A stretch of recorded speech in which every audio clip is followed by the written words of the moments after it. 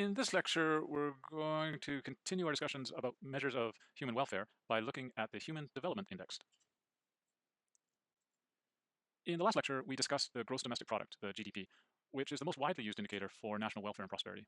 We looked at the components that go into the calculation, and we highlighted some of the items that don't seem to provide meaningful contributions to the national welfare through the GDP measure.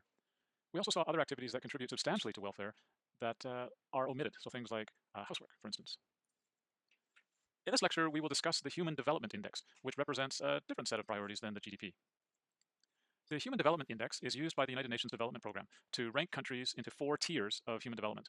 The index was created by a special advisor to the United Nations, an economist, and the intent was to shift the focus of development economics from national income accounting to people-centered policies. The belief was that a simple composite measure of human development was required to convince the public, academics, and politicians that they can and should evaluate development not only by economic advances, but also by improvements in human well-being. In other words, the objective of the HDI was to emphasize the people and their abilities, and that should be the ultimate criteria for assessing the development of a country.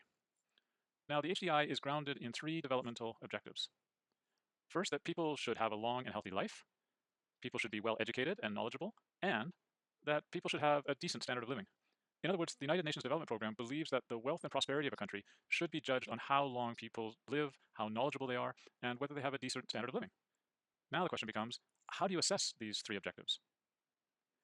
Here are the indicators that United Nations uses to calculate the Human Development Index for a country. The long and healthy life aspect is assessed by looking at the average life expectancy at birth in a particular country. The level of knowledge in a population is evaluated by examining the number of years of schooling. This is done in 2 different ways. The expected years of schooling for children entering the school system represents how much schooling is offered by the government of this country. The average or mean years of schooling completed by adults at the age of 25 represents how much education people actually get. The last standard of living is measured with the gross national income, which is a measure of the size of the national economy, similar to the GDP, but not exactly the same. Per capita means that it is divided by the number of people, which produces the average income in the country, and at purchasing power parity means that the average income is adjusted to what things cost in that country, so you can make a comparison among countries. There is a big difference in making a lot of money in a country where things are cheap and making the same amount of money in a country where everything is very expensive. So this explains what indicators the HDI uses, but how exactly is the index calculated? Here are the details of the calculation. Each of the 3 dimensions is represented by a score that ranges from 0 to 1. For life expectancy, a country with an average life expectancy of 20 years or lower gets a score of 0, and a country with an average life expectancy of 85 years or higher gets a score of 1. Countries with an average life expectancy between 20 and 85 get a score between 0 and 1, relative to where they are on the range. For the education dimension, no schooling at all represents a score of 0, and 18 years of offered schooling and 15 years of completed schooling gets you the maximum score of 1. For standard of living, if the average income of a country is $100 per year or lower, it gets a score of 0, and $75,000 or higher results in the maximum score of 1. Again, countries with average income between $100 per year and $75,000 per year get a score somewhere between 0 and 1. The scores for the 3 different indicators are then combined into a single score by taking the geometric mean of all 3 numbers, which means you multiply the 3 numbers together and then take the root of how many numbers there are. In this case, there are 3 numbers, so you take the cube root of it. And so this ensures that the final score is also between 0 and 1. The details of these calculations don't really matter here, and you don't need to calculate HDI for any country, but I just want you to understand the basic principles behind the index.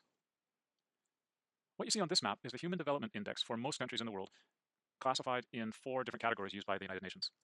Countries with an HDI higher than 0.8 are considered to have very high human development and are shown in blue. These are the countries that we traditionally perceive as being the most developed. Countries with an HDI between 0.7 and 0.8 are considered to have high human development. These countries, which are shown in turquoise, include most of Latin America, Eastern Europe, Russia, and China, and some of North African countries. The medium green countries have a medium development HDI with values between 0.5 and 0.7. These countries include India, most of Southeast Asia, and some of the countries in sub-Saharan Africa. The light green countries are countries with low human development. These countries are primarily located in Central Africa. If you go back to the maps we looked at when discussing population growth and the demographic transition model, you'll notice a lot of similarities between these sets of maps. Let's look at a few countries to see where these differences are coming from. The numbers that we're looking at here are from the early 2010s and not completely up to date, but the main patterns still highlight some of the things that we see today. For years, Norway has been at the very top of the Human Development Index ranking. Canada was 8th, but we've lost a little ground in recent years, and we're currently ranked 13th. Now, you can see the difference between the 2 countries are fairly small, but Norway has a substantially higher average income, and the expected years of schooling is almost 2 years higher in Norway than in Canada. This means that education has a higher priority in Norway than in Canada. Mexico is an example of a country that is classified as having a high level of human development. You can see that compared to Norway and Canada, we have a decline in all three dimensions: life expectancy, schooling, and standard of living. However, the biggest decline is in the average income, which drops by almost 2/3. On this slide, we're looking at numbers for the Philippines, which is classified as a country with medium human development. In comparison to Mexico, we have a substantial decline in the life expectancy and the average income, whereas the schooling remains at roughly the same level. Finally, we're looking at statistics for Afghanistan as an example of a country that falls in the category of countries with low human development. Compared to the Philippines, there's now a drop in all of the indicators, but most dramatic ones are years completed in schooling and average income. Now, looking at these numbers can offer you some insight into how to best support the development in different countries.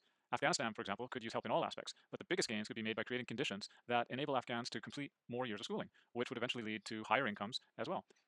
To get the Philippines to the level of Mexico, one would have to improve the medical system to increase life expectancy and increase the size of the economy to bump the average income. You can probably see these types of indicators enable us to make much more targeted decisions about how best to support the development of a country, and it's a much better indication than with the gross domestic product, the GDP alone.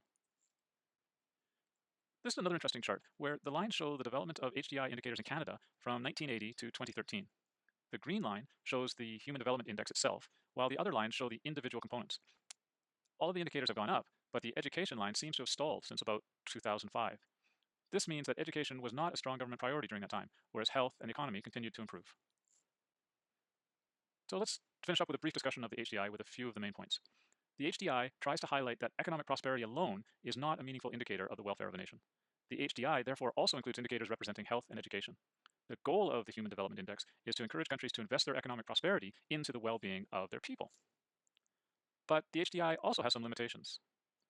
While including health and education in the measure is a good start, there are many more aspects that affect human welfare and should probably be included to provide a more comprehensive picture. And the HDI also does not consider the environment or sustainability at all, so there's definitely space for improvement. In the next lecture, we will look at the Genuine Progress Indicator, which is yet another approach for looking at national welfare and prosperity.